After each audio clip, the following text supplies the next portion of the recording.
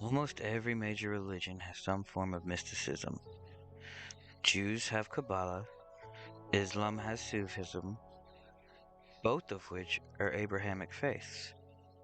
Today, I'd like to take some time to demystify mysticism. First, what is the difference between a spell and a prayer? Nothing.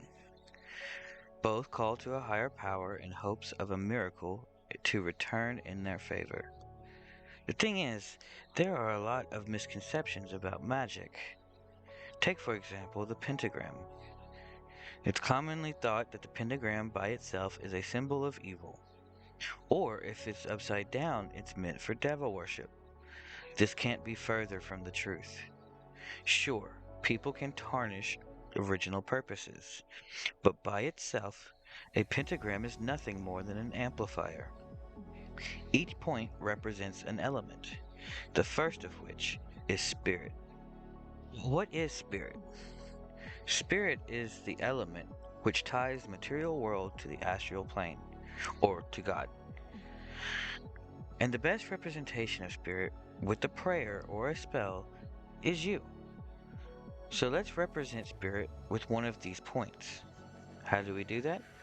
By pointing it to the object it represents. Now that that's taken care of, the next element is air. The best way to represent air is through incense. Next is earth. We can use dirt or plants. The fourth element is fire. Candles are often used to represent fire. Different colored candles can represent different types of prayers. If you'd like to know more about this, check out my The Meaning of Color video. The link is in the description. The last element is water. Simply pour some into a bowl and place it on the last point. Allow me to pause for a moment and discuss the construction of a spell. First, you need an altar, or a casting circle. This can be done indoors or outdoors. It can be one person or many. Then you need various ingredients. You also need to have the DNA of the person or people you want to pray for. Maybe throw in a sigil. To learn how to make your own sigils, check out my video link in the description. Lastly, you need a binding agent. This could be fire, anointing oil, perhaps a cup of wine or tea. It really depends on how you plan to implement the prayer. And that's all you need. Well, not quite. By itself, these objects do nothing. Your intent is the final key to the prayer. But what does that mean? Well, let me explain. Everyone has heard of black magic. And when they think of black magic, they think of evil doings, curses, and fireballs. This is not accurate. Black versus white magic is essentially positive versus negative charges. Think of a magnet. Positive and negative aren't good or evil. It's simply a push or a pull. So if I wanted to banish negative energy, I'm pushing it away.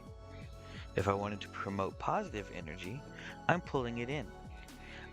Both of these spells have similar effects, but one is black and the other is white. The intent is the purpose that the spellcrafter will charge the spell with. In a later video, I will explain this in more detail. Until then, if you want to do your own research, look into Reiki. Now, you have all the parts of a spell, so let's do an example. Let's say I wanted to create a mojo bag. This mojo bag is meant to keep negative energy out of my home. First, I set up my altar. Then I take a small black bag. Then I put obsidian, sage, lemon peel, a small cross, a sigil, some myrrh, and whatever other ingredients I decide in the bag.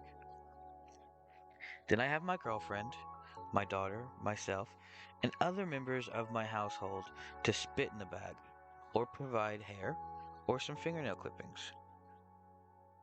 I then take the black candle and seal the bag. I put some anointing oil on the bag, and then I place the bag somewhere hidden near the front door.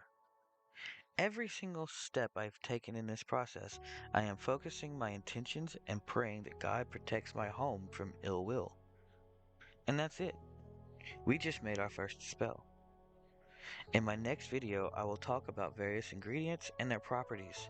But until then, remember that God made this earth for us as a tool to worship. Everything has a purpose, so use whatever's available to you.